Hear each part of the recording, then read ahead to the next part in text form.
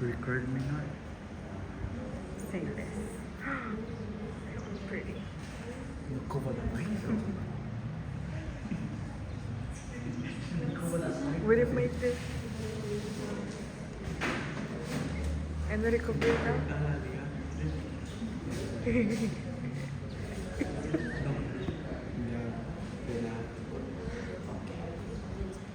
Just cut it out. Just cut it out.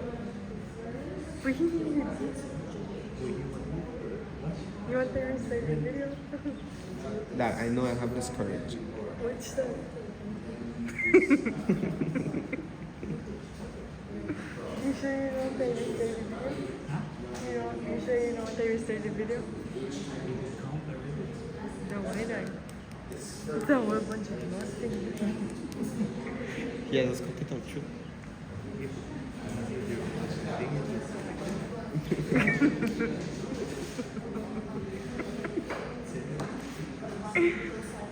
That man. How are you doing that? Oh, so I don't have a courage? Damn. No. Alright, so what did you all come up with? What was the first step here? What did you all use in the first step? Dehydration, right? Correct. So how do we dehydrate this alcohol? What would we use? Not sodium hydroxide. How do we dehydrate an alcohol? Strong acid. So strong acid. So usually we use something like maybe concentrated, alright, sulfuric acid. That's usually what we use. Concentrated sulfuric acid. And you lose H2O and end up with our intermediate that looks something like this. Alright? Everybody got that? Alright. Now let me ask you this question. Based on this intermediate, our product, is it, what type of regiochemistry does it have? Based on this, what type of regiochemistry does our product have?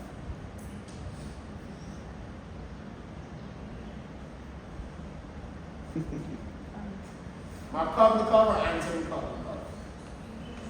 Think about where this OH group, where is this OH group?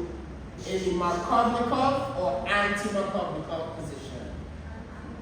Anti-Markovnikov. It's in the anti-Markovnikov because Markovnikov means that this OH group should be on the more substituted carbon. So I'm doing an anti-Markovnikov addition. So to do that, there was only one option that we could use for anti-Markovnikov. What was that? Using what?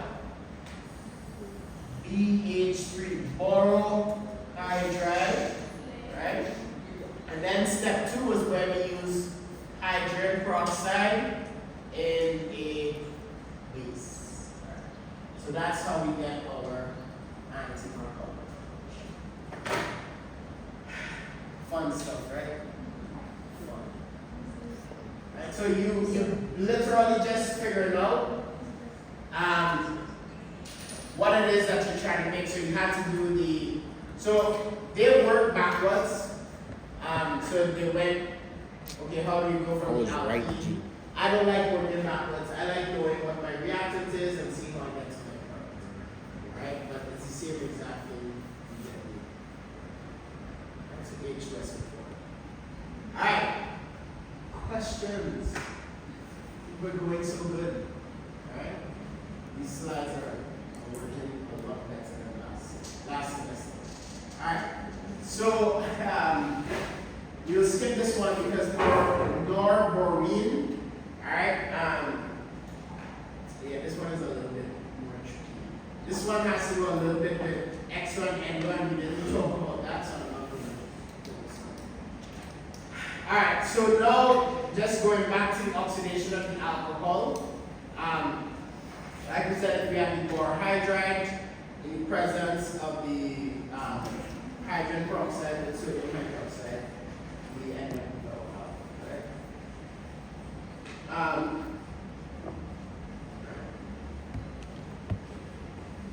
So trialkylborane, I am not going into that. Alright, so let's move on.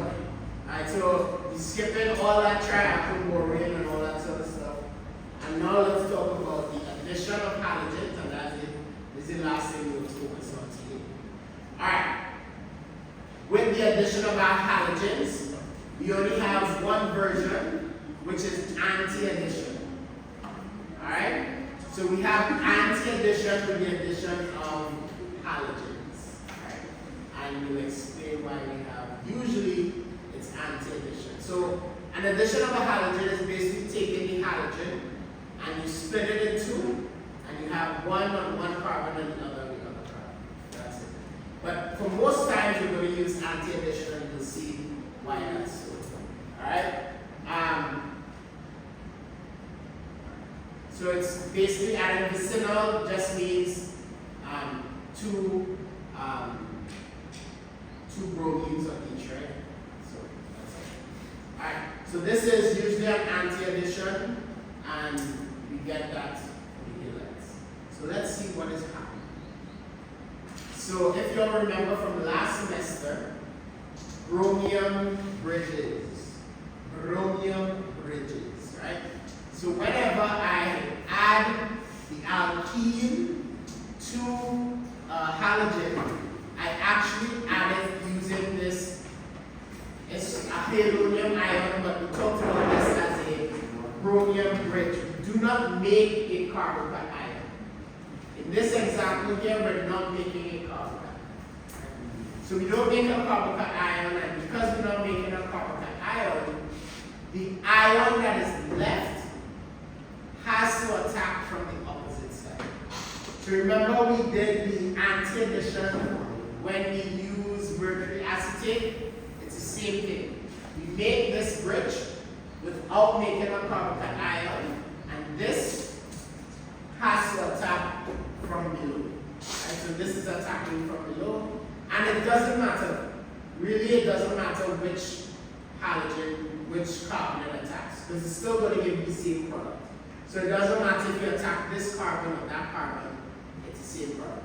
But anyways, you just have to draw it so that the stereochemistry shows that it's on the opposite side. So in this case, regiochem doesn't matter. Alright? But stereochem is anti-addition. So regiochem is not going to matter. Stereochem, anti-addition. Questions? So now let's look at what is happening here. So anyways, this intermediate is called a halonium ion. Most times I'm just going to call it a bromium bridge, because we usually use bromine in this example. So let's see the actual conditions. So like I said, bromine is usually the one that we use. So if I have this cis-butene, meaning both of these methyl groups are on the same side, right? My bromine is going to add on opposite sides of those, right? So the bromine adds on opposite sides, and we get two different enantiomers. Enantiomers meaning that it's going to look, because they're on opposite sides, you can have the methyl groups coming towards you, or you can have the methyl groups going away from you, right? So it just makes, to be honest, guys, it's honestly just like draw it so that the bromines are on opposite sides. In this example, the same as the bromines are on opposite sides. And if you all remember from when we talked about stereochemistry, a meso compound is just a compound that has two different types of two chiral carbons that have different stereochemistry. So these two chiral carbons here just have different stereochemistry. So this one is 1, 2, 3. So that is 1, 2, 3, which is clockwise, which is R, but then anti-clockwise. So that is S, and this one is R. So S, R, and when that happens, Meso meaning that it has two different types of stereochemistry in there. I'm not really going to care too much about these Fisher projections. What I want you all to be able to do is, you see how this is drawn? I want you all to be able to draw it so that you show these are opposite sides. That's it. Right? Make sure you show them opposite sides. Just like how this methyl group is over here, this methyl group is towards us, keep it the same. Alright, so how do we test? So that was addition of alkenes. And now, last thing is we can use the addition of alkenes to test for double bonds. So, whenever we do a test for a double bond, I can use bromine water. So, if you all remember, bromine water is that dark red, brown color. And if I add bromine water to an alkene, it changes it to this clear color. Right? So, the color disappears. Bromine adds to the double bond, and it shows, right? So this is adding bromine water. This would be an alkane, and this would be an alkene. Right? So I'll just draw that so that you'll see what I'm talking about. So this is an alkene, and this is an alkene plus.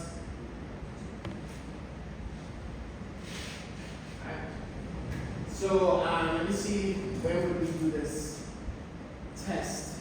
Yeah, I don't know. We do this test in the lab, but I'm trying to think where commercially we do test for levels of unsaturation. I'm not really sure. Maybe something like if we're testing like oils or something like that, and see how much unsaturation there is, maybe we do that. But like I said, for the most part, you end up with the color. The color is going to change based on the presence of the bromine. And the color is changing based on the presence. Right? So decolorizing bromine means there's a presence of the double. All right. We have 15 minutes left, so we can continue. Any questions? No. So now let's talk about halohydration. So halohydration is now where we add a bromine in the presence of water, and we're adding both an alcohol and a bromine at the same time. And this is halohydration. This is a two-step process. And let me ask you all this question again. All right? When we break the double bond, the first thing that breaks the double bond, does it go to the more substituted or less substituted carbon? The less substituted carbon. So whatever breaks the double bond will attach to the less substituted carbon. So because bromine is what is breaking this double bond, it will always attach to the less substituted carbon, and then the OH will go on and attach to the more substituted carbon. Right? And this is going to form a bromine bridge, which you all will see. Alright? So in the presence of water, water is the nucleophile. This is a Markov-Makov, like what I just said. Bromine is the electrophile in this case. Alright? So it will add, like I said, to the less substituted carbon. Remember this, remember this, remember this. Whenever you do a halohydration, you're going to add the halogen to the less substituted carbon. Alright? That's how we get our products.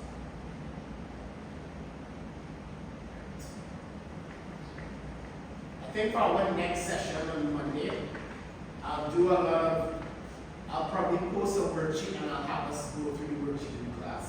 I think it would be good for us to kind of do some problems in class and kind of work through it. Because we have a lot of reactions, and I also want you all to draw the mechanisms too, so that's why it would be good for us to do that. So after I get through this, we'll just do a lot of practice on the Monday.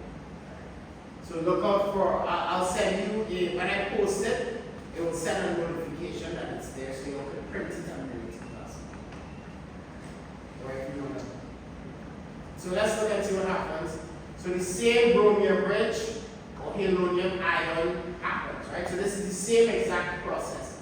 But instead of this ion, the negative ion, going and attacking itself, the water just goes ahead. So the water will then attack faster than this and then cause the Markovnikov rotation. And this is anti-stereochemistry, right? So this is the anti-chemistry. So both the regiochemistry is Markovnikov and the stereochemistry is anti, all right? So this is the general mechanism where we make the bromium rich and then we attack it and we get our anti-addition. And I'll let you all sort of copy that. That's the mechanism because it's important. And then we'll end with the practice problem next. So we'll have one practice problem and then we'll finish. Yes, sir. That's what I said.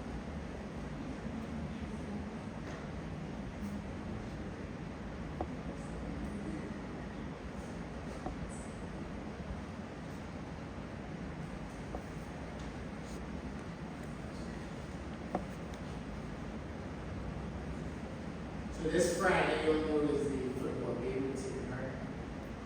Yeah. So UB will play Sacred Heart at the Isidore Stadium. 5. The girls already led up 11-0. But the boys are down 2-1. So the boys have to win at least by 2 goals to be able to move on to nationals. So yeah, all that support. It's like if you're around on Friday, don't sit on your bums, like go and do something and go support. Huh? Yeah, but if you Extra have a point, student sir. ID, if you have a student ID, how much it is? It's like, I never give my I student. think the student ID is $3. Huh? So $3 if you have student ID. If you don't have student ID, it's $5. Gosh, it's expensive. No, it's not. Yes, I'm game now. You don't know if you have a Like, I work game the sample for $10 to $15. That's crazy. I'll never get The caught. people are Fly sample. a drone and just watch it by That way we know what you get the sample. Hey, this bitch never Alright. So what I want you to do is go ahead and propose the mechanism for 1-methyl cyclopentene with bromine water. Alright? With bromine water. So show me the mechanism and the steps for that. And that will be our last thing. So go ahead and do that. Once you all do it, you all can show it to me and you all can go with it. Alright? you in this class. Oi, como?